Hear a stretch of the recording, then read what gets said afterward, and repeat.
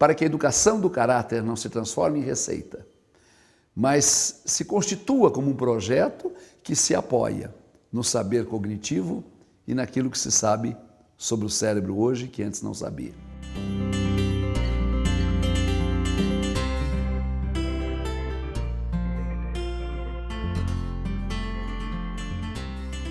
Eu me lembro que há muitos anos atrás, no bairro do Brooklyn, onde eu morava, haviam muitos imigrantes alemães.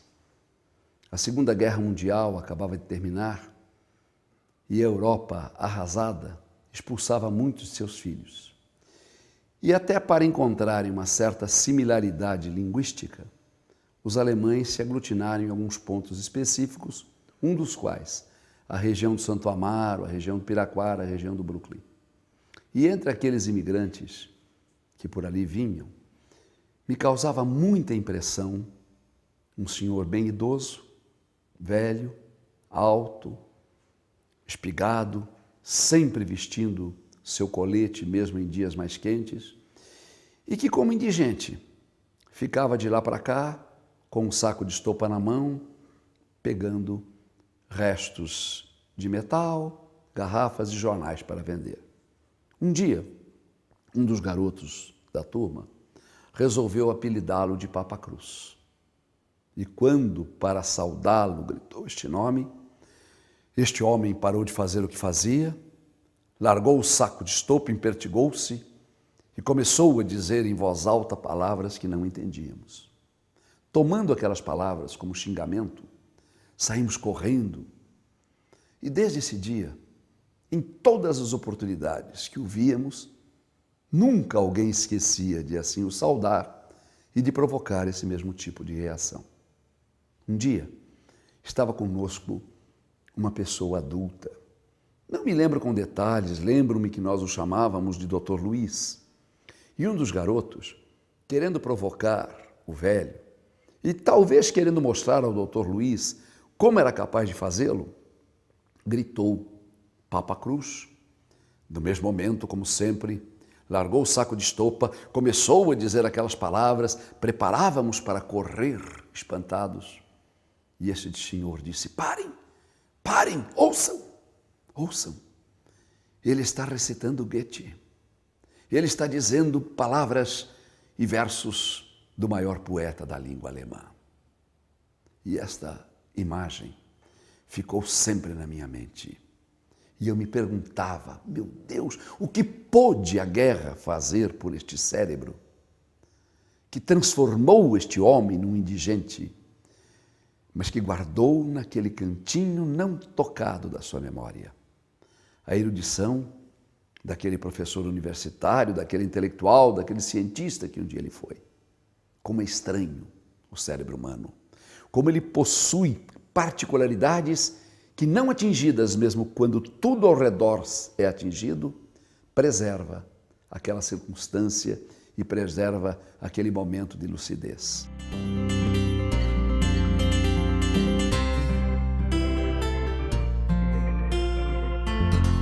E essa paixão pelo cérebro sempre conduziu a minha vida.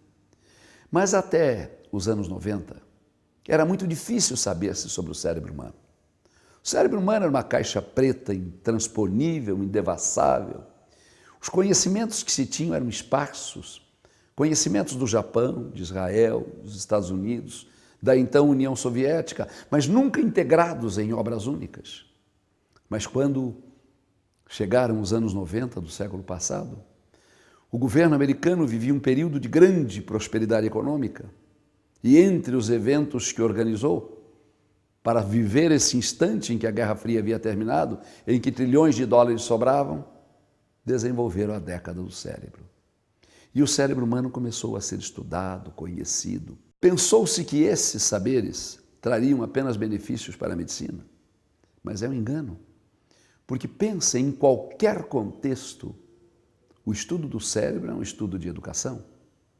Quando um professor, em sala de aula, pede um aluno que aprenda, pede um aluno que tenha consciência, pede um aluno que liberte as suas emoções, solicita que amplie suas inteligências, é o cérebro que este professor está falando. E, portanto, esses estudos recentes sobre o cérebro humano, este avanço exponencial da chamada ciência da cognição, trouxe para a educação um novo momento. E este novo momento envolve a descoberta de que é possível ensinar o que antes se jamais acreditava ensinável. Antes desses conhecimentos sobre o cérebro humano, se acreditava que era possível ensinar os saberes escolares.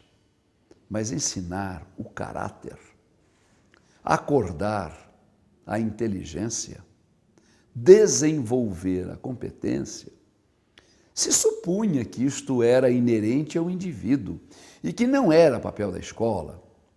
A escola poderia, quando muito, subsidiar esta ajuda, mas nunca poderia promovê-la. Hoje, sabemos que não é bem assim. Sabemos que o cérebro humano é capaz de se modificar quando recebe estímulos adequados, na idade adequada, passada por professores que saibam fazê-lo. E que entre aqueles campos que os estímulos cerebrais podem produzir modificabilidade, existe a modificabilidade do caráter, a educação do caráter. Não é apenas a educação do caráter. A educação do caráter, eu creio, faz parte da educação da própria afetividade, a educação da própria emoção. Porque tudo quanto somos na vida, nós o somos, ou porque aquilo, de uma certa forma, vem impregnado em nossos genes, é, portanto, resposta de nossa evolução biológica, ou porque nós aprendemos. E hoje se sabe que o bom ou mau caráter, a mais perspicaz ou a mais oculta inteligência, a mais desenvolvida ou a menos acentuada competência, não vem programada na história genética da pessoa e, portanto, ela é aprendida. E o que hoje se sabe sobre o cérebro que antes não era muito conhecido? 5 itens são essenciais nesta compreensão. Primeiro, o cérebro humano é plástico. O que isto significa? Descobrir-se a plasticidade do cérebro humano é perceber a sua extrema maleabilidade para o processo de aprender. Eu poderia dizer, através de uma metáfora, que o cérebro de uma pessoa é mais ou menos como a mão esquerda de uma pessoa destra. Aquela mão com a qual ele não tem nenhuma habilidade. Mas se por acaso ele sofrer uma fratura no braço direito e tiver que usar a mão esquerda em atividades que não desempenhava, um dia esta mão esquerda terá conquistado as competências inerentes àquilo que era da mão direita. Se 2 irmãos gêmeos univitelinos, portanto portadores da mesma carga genética, forem separados ao nascer, e um deles crescer em um ambiente fortemente estimulante e outro em um ambiente empobrecido de estímulos, se encontrarem-se aos 10 anos, um será tomado como uma criança extraordinária e excepcional e outro como uma criança dotada de severas limitações. E, no entanto, essas limitações não decorreram da sua biologia, da sua carga genética, mas dos estímulos que receberam. Portanto, o cérebro humano é plástico, é capaz de aprender.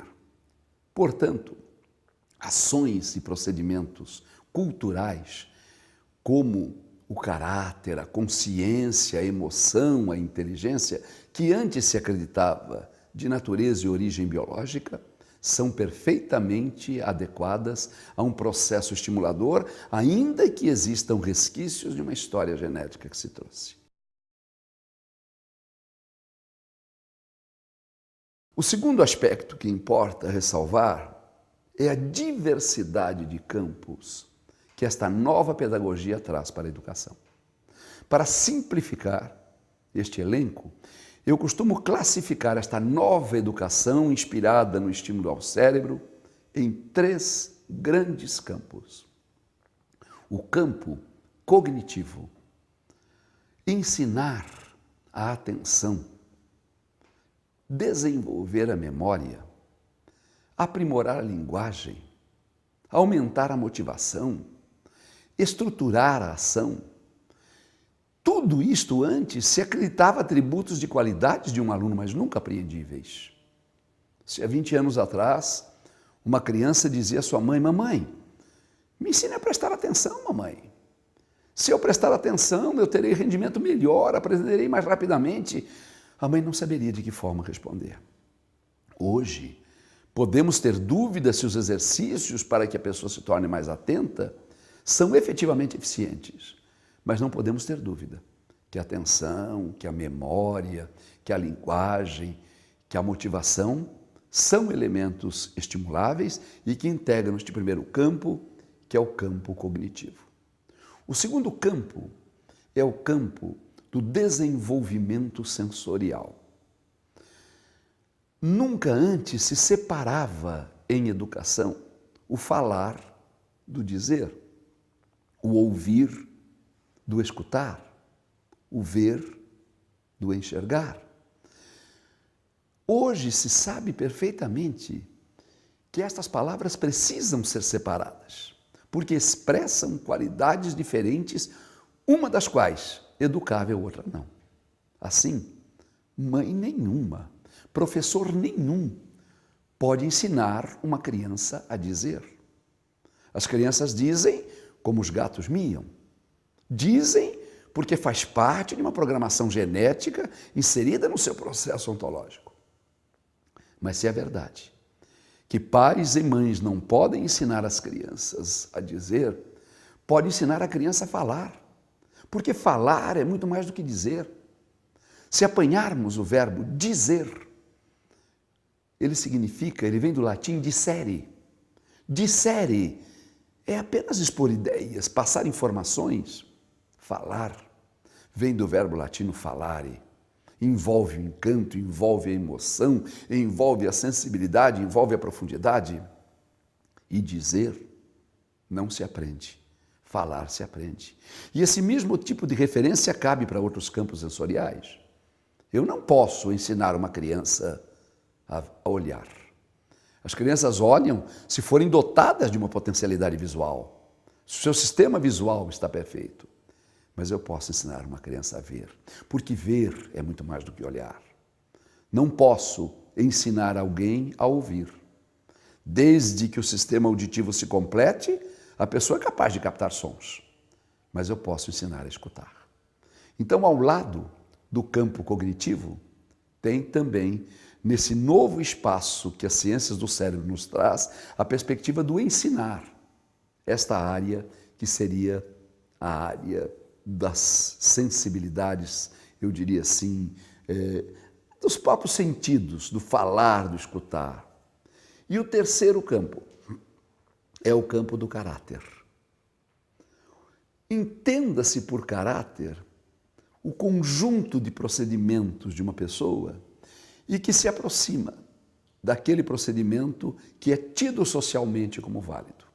Então é óbvio que faz parte do caráter a coragem, o otimismo, a autoconfiança, o conhecimento de si mesmo, a integridade, a probidade, a aceitabilidade do outro. Então, o caráter subjaz a ideia de vários valores, de muitas virtudes que se integram neste campo. Falava que existem 5 atributos que são necessários se conhecer. O primeiro dos atributos, eu reiterava a plasticidade cerebral. O segundo, esta diversidade de campos. O terceiro atributo, qual a melhor idade para estimular o cérebro? Qual aquele momento em que os efeitos de um trabalho produzem resultados mais significativos? Ou talvez traduzindo isso no desafio cotidiano daquela mãe, daquela educadora que pergunta: professor, eu tenho em casa uma criança de 3 anos e tenho uma outra de 11. Ambas têm a mesma sensibilidade, os exercícios que posso desenvolver para uma, posso desenvolver para outra. Surge aqui o conceito de janela de aprendizagem ou janela de oportunidades, Querendo com isso dizer que não existe para todas as habilidades que procuramos desenvolver uma mesma idade. A melhor idade para aprender a falar uma língua estrangeira não é a melhor idade para aprender a fazer amigos. A melhor idade para desenvolver e despertar a atenção não é a melhor idade para aprender a tocar um instrumento musical. E a janela da aprendizagem ou da oportunidade é exatamente aquela faixa etária onde, para aquele tipo de aprender, os estímulos se tornam mais profícuos, sem com isso querer dizer que não sejam válidos em outras idades. Ora, feita esta ressalva, é possível dizer que a capacidade do cérebro humano de aprender se estende desde a 24ª semana de gravidez, portanto ainda dentro da vida intrauterina, e pode se manter capaz de modificabilidade pela aprendizagem até mais de 80 anos de idade. O que, entretanto, não significa dizer que em todas as idades esta plasticidade atua com a mesma capacidade de se moldar.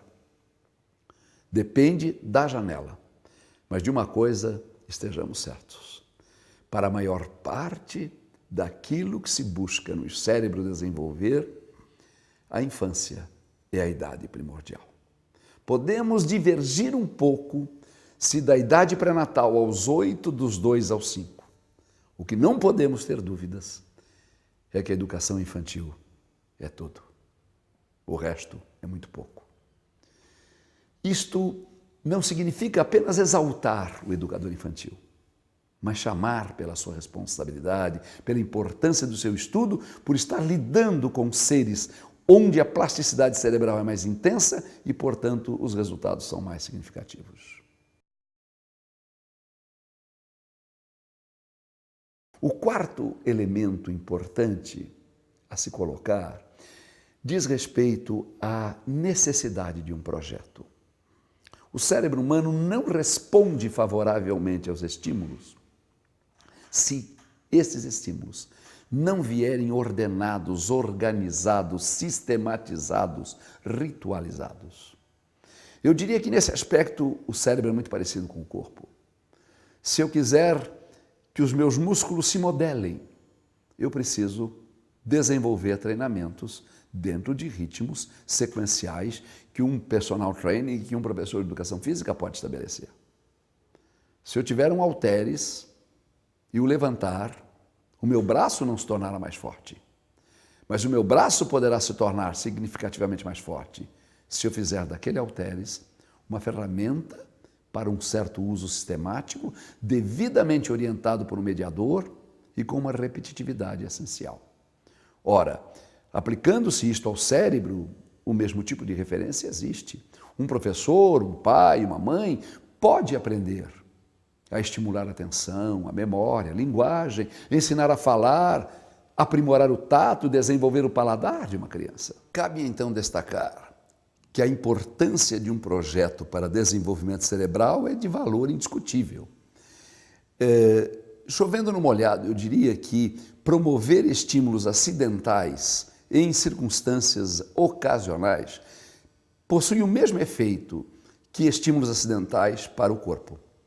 Ninguém fica com o corpo sarado, com músculos tensionados, com um belo corpo atlético, senão quando submetido a um programa. E não é igual, mas com a mesma intensidade, estas referências valem para o cérebro humano.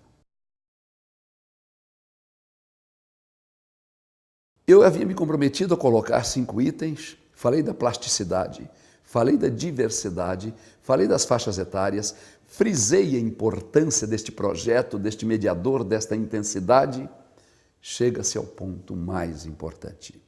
O que é um estímulo? E dentro desse contexto, quais seriam os estímulos para desenvolver o caráter? Estímulo é toda ação intencional visando a modificabilidade de um organismo. Para dar um exemplo mais simples e depois chegar à questão cerebral, se passo por um canteiro e o vejo ressequido e coloco água, aquela água atuou como estímulo, porque na medida em que dissolveu nutrientes na terra e permitiu às plantas a sua absorção, aquela ação modificou a planta. Então, o estímulo, eu reitero, é toda ação que visa a modificação num corpo, desde que feita de forma intencional. Um outro exemplo mais comum é a pessoa acometida por uma dor de cabeça, por uma cefaleia intensa, tomar uma aspirina e perceber que, de repente, a dor de cabeça desapareceu, porque aquela aspirina atuou sobre o corpo, provavelmente diminuindo a carga de tensão e, com a diminuição, afastando a dor de cabeça. Isto vale para os estímulos dirigidos ao cérebro.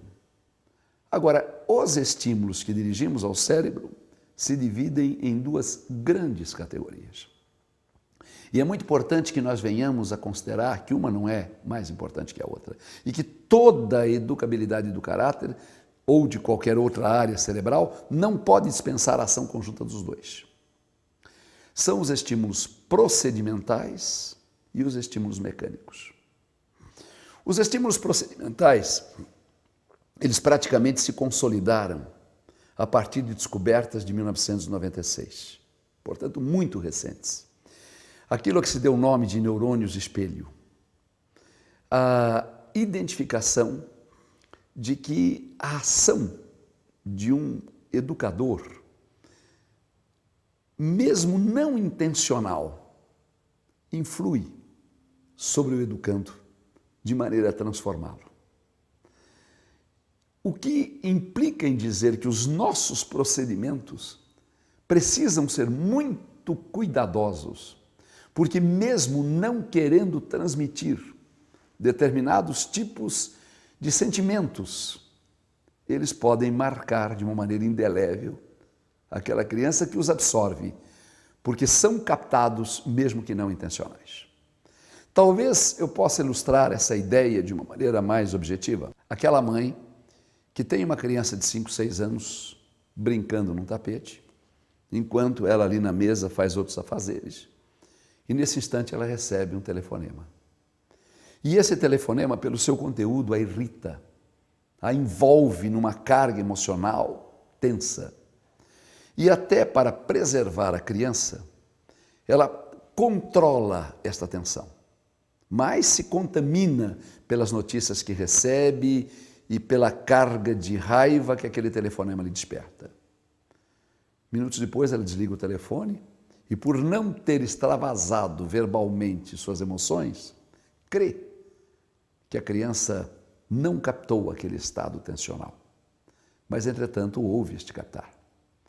O que implica em dizer que estímulos procedimentais não atuam diretamente sobre aquele a quem queremos estimular. São ações que nós mesmos deveremos ter, mas que exercem um efeito significativo sobre as pessoas que queremos estimular. No caso do caráter, há um elenco muito grande de estímulos procedimentais, mas há 4 que são imprescindíveis, principalmente quando se trabalha com crianças desde os primeiros meses de idade até 8, 9 anos de idade. Quais seriam esses estímulos imprescindíveis? Volto a reiterar que não são os únicos, mas alguns aparecem com destaque.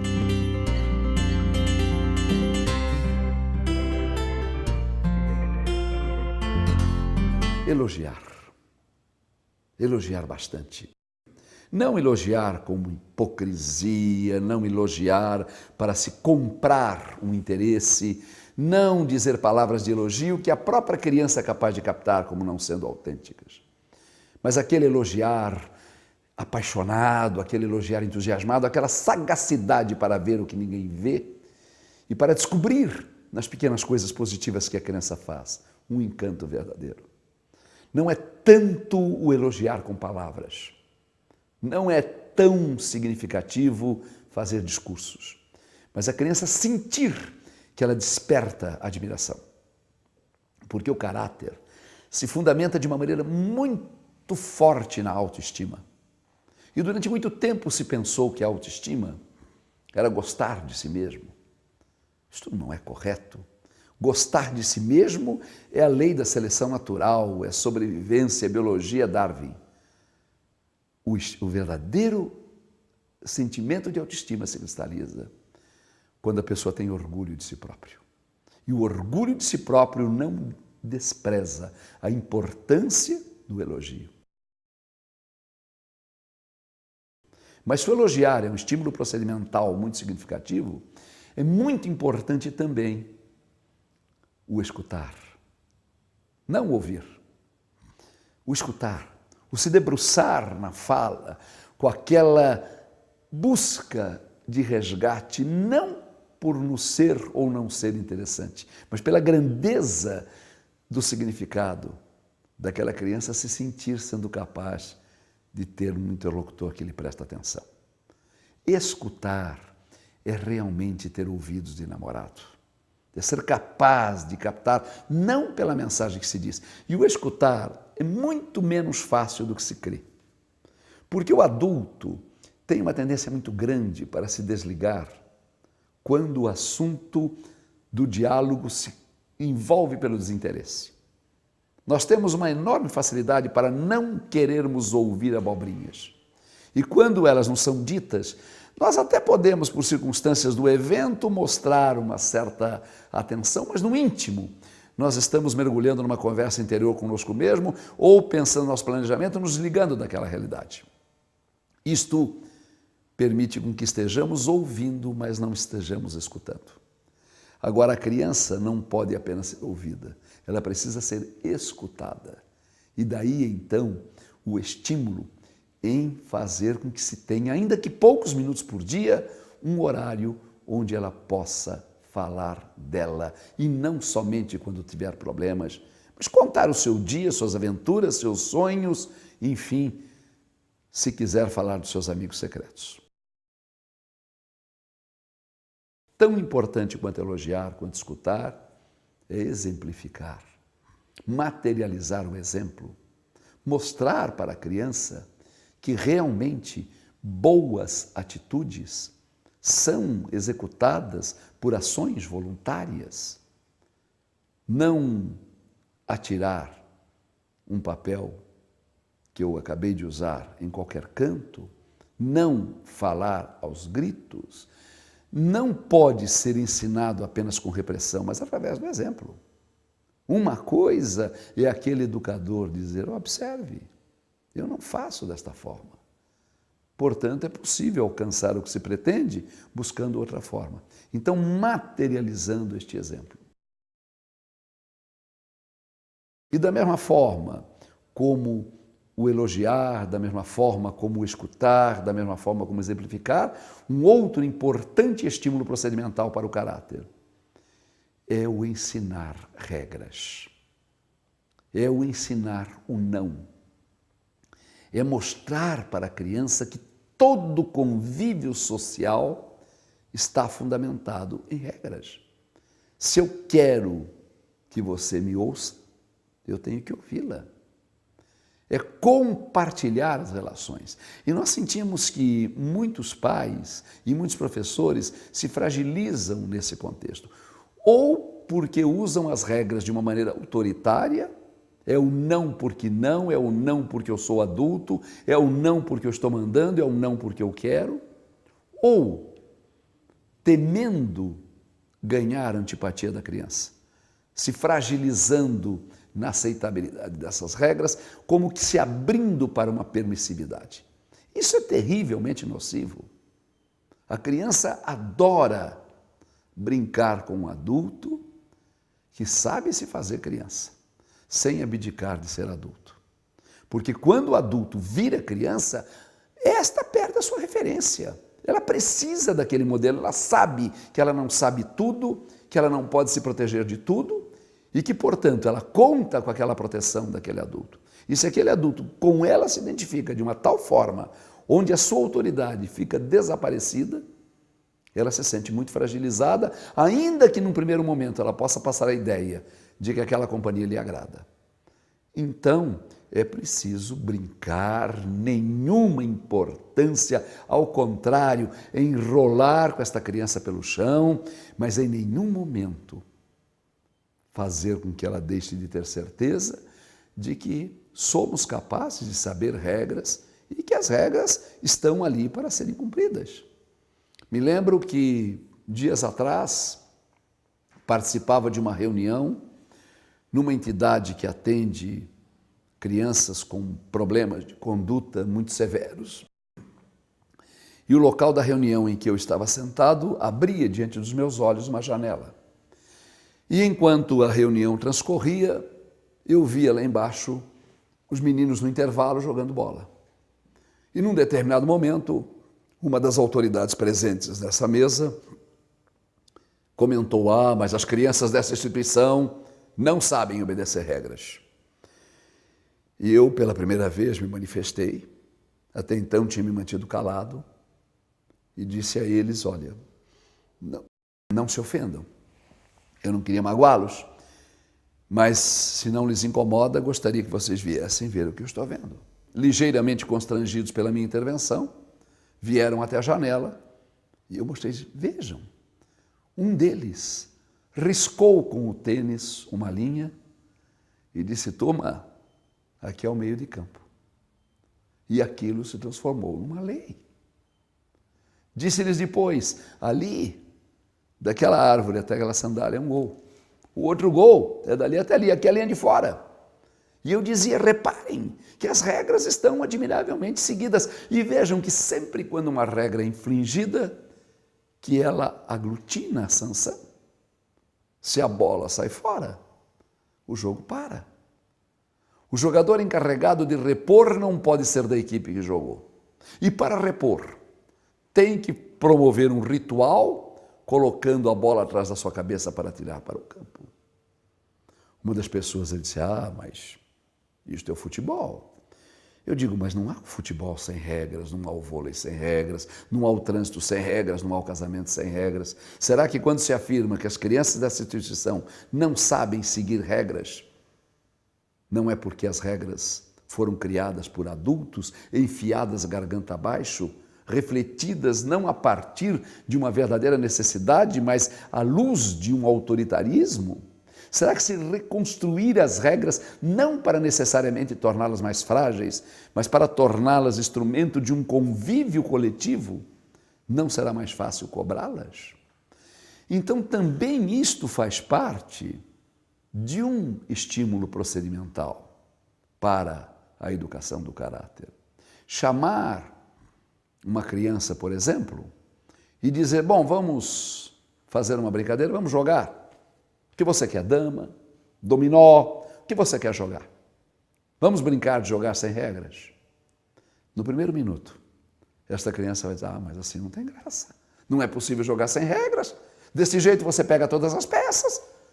Então eu pego, a partir daquele momento, ela está formalizando o processo da regra. Então tudo isto constitui o elenco do chamado estímulos procedimentais. Agora, além desses, existem outros estímulos, que poderíamos ser chamados de mecânicos. Aí são estímulos que intervêm para atuar de uma maneira mais significativa na linha do caráter. Aí já são, de acordo com a idade da criança, jogos, diálogos, desafios, propostas, tentando formalizar aqueles princípios que naturalmente norteiam este tipo de relação. Agora, formalizar quais princípios? Então, cabe ao educador escolher que elementos do caráter julga importante desenvolver. Não que não vá desenvolver outros em outros momentos, mas eu trabalhei muitos anos com um elenco que nós chamávamos de uma maneira até humorística de coca-figi. Coca-figi não quer dizer nada, era apenas um acróstico para nos lembrarmos de 8 atitudes de caráter que correspondiam os 8 tópicos do nosso programa de educação.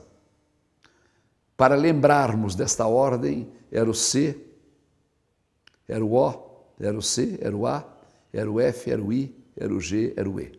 O C era a coragem, o O, o otimismo, o C, confiança em si, o A, autoconhecimento, o F, força de vontade, o I, iniciativa, o G, garra, persistência, E o E é empatia.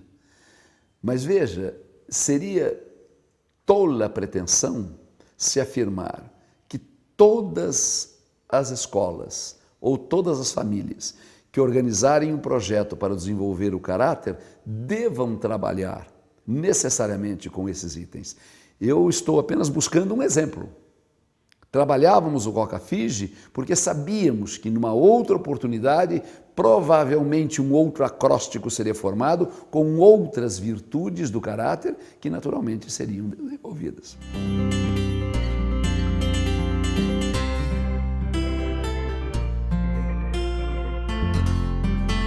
A educação do caráter, em síntese, nunca se consolida com lindos e memoráveis conselhos colocados de uma maneira verbal distante da sua praticidade. Supor que assim se educa caráter é desprezar-se todo o conhecimento neurológico que se tem sobre o cérebro humano.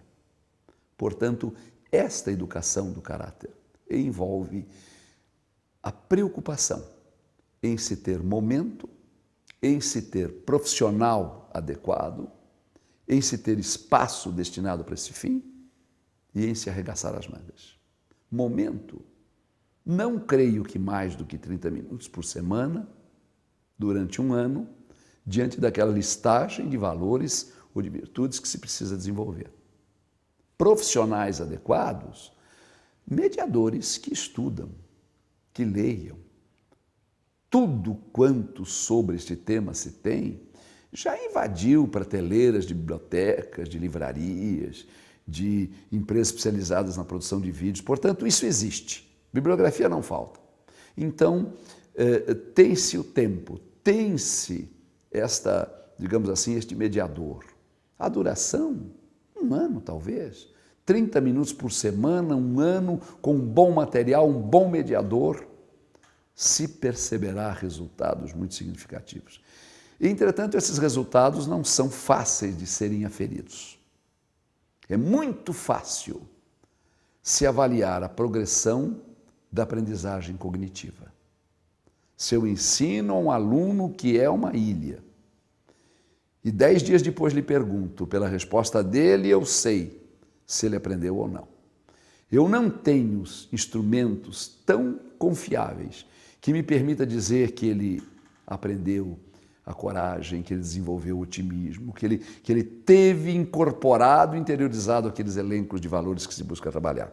Mas seguramente, observando-se com carinho e com atenção, esses resultados se alcançará.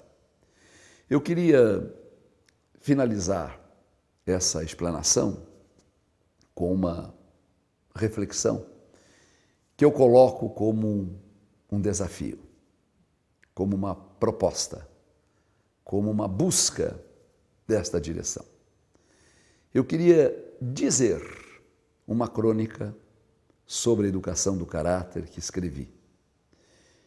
E queria dizê-la não apenas para encerrar este depoimento, mas não para revelar com presunção que não tenho o desejo de contar de uma coisa que fiz, mas para que se pense se realmente esta crônica não é um desafio. Se por acaso supor que não é, eu peço desculpa por esses minutos em que eu vou apresentá-la. Se for, arregace as mangas, porque aí está algumas pistas para se concretizar esse trabalho.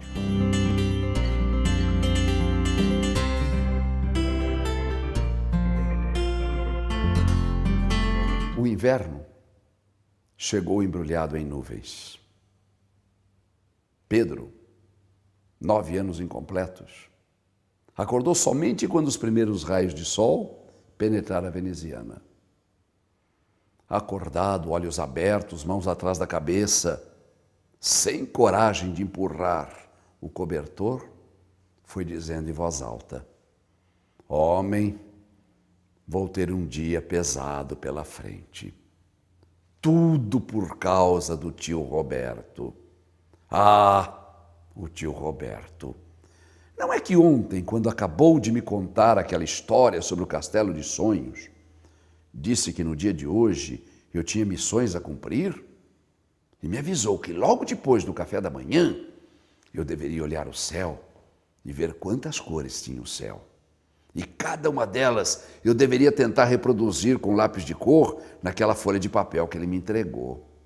Mas se fosse só isso, não, logo depois ele pediu para que eu olhasse as nuvens e lançou um desafio. Será que vão parecer cavaleiros carregando bandeiras num desfile como ontem? Ou será que serão fadas ou princesas? Será que são dragões? Será que são dinossauros? Mas se fosse só isso, depois eu vou ter que dar uma volta inteira no quarteirão e saber o nome de cada uma das árvores que ali estão. Algumas até já sei o pé de néspera, já sei aquele jacarandá, mas as outras eu vou ter que descobrir. E ele falou, se vire, pergunte para as pessoas, entreviste, interrogue. E me deu uma dica, se ninguém souber, vá até a prefeitura, fale com o seu Januário que ele é jardineiro, que ele é capaz de saber. E logo depois de fazer o meu relatório sobre todas as mudas de árvores do quarteirão, eu vou ter que me camuflar daquela maneira que ele ensinou e descer até o regato. Aí eu vou ter que saber como avaliar qual é a margem esquerda e qual é a margem direita. E com o cronômetro que ele me emprestou, eu vou ter que aprender a calcular a velocidade das águas. Ele me deu uma dica, se eu jogar um broto de bananeira na ponte e sair correndo esperar o momento que ela leva para chegar até o bosque de bambus, eu vejo o tempo que levou e sabendo o tamanho do rio, eu sou capaz de calcular a velocidade das águas. Mas se fosse só isso, depois eu vou ter que voltar, e ele falou para pisar com muito cuidado naquelas folhas apodrecidas, porque quem pisa naquele espaço pisa na história. E ele explicou, se eu pegar um pedacinho de folha que está bem em cima, eu sou capaz de pegar um pedacinho de folha que caiu ontem. Mas se eu afundar a mão, quanto mais eu afundar, eu vou pegando coisas que aconteceram há muito tempo, sou capaz de pegar pedaços de folha que caíram antes de eu nascer, e até se afundar bem lá embaixo a mão, até antes do meu pai nascer. Ah, esse tio Roberto. Depois do almoço, aí eu vou ter que treinar para a gincana. Na gincana do dia 28, eu quero dar um show. Aquela tarefa de arrumar a cama, eu acho que ninguém vai ser capaz de vencer. E mesmo naquela tarefa que a Ana Júlia, ano passado, me derrotou de pregar botão, eu venho toda manhã treinando, a avó me emprestou uma agulha, uma linha, eu estou treinando melhor que ninguém, sou capaz de ganhar o primeiro lugar. E ninguém vai se surpreender se naquela tarefa de preparar o omelete na hora de virar na frigideira, eu não pego o primeiro lugar. Ele vai ver a minha disputa nessa gincana e tudo tem que ser hoje. Nem vai ter tempo para assistir televisão, para jogar o videogame. Esse tio Roberto, porque amanhã é dia de lamber. Com ele é assim, tem dia de lamber, que é para treinar o paladar, tem dia de ver, que é para treinar o olhar, tem dia de escutar, tem dia de tocar. Roberto é o único Deus vivo que Pedro conhece. Robertos e Robertas se mexam. Há cérebros vivos de milhares de Pedros, cansados de lhe esperar.